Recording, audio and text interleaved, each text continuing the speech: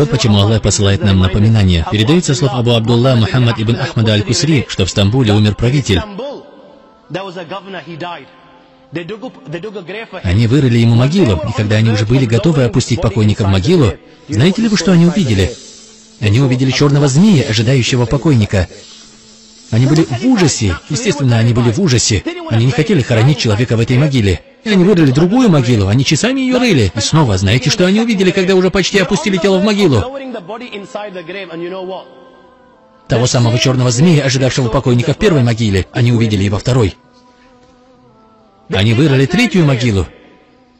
Третью могилу. И когда они уже приготовились опустить тело в могилу, опять же, совершенно неожиданно перед ним возник тот самый черный змей. Я спрашиваю вас, мои юные друзья, как вы думаете, о чем говорит эта история?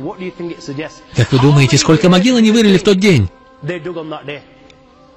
4, 5, 6, 7, 8, 9, 15, 20, 25, 30 могил.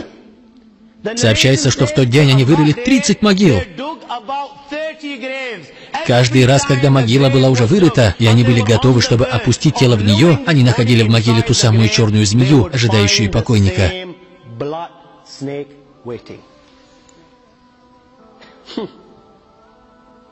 Куда вы денетесь?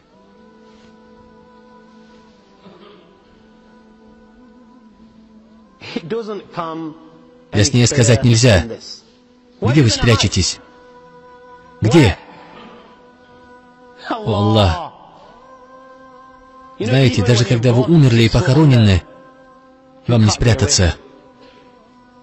Вы покинули этот мир, похоронены, и думаете, вам все сойдет с рук? Нет, вот где все начинается.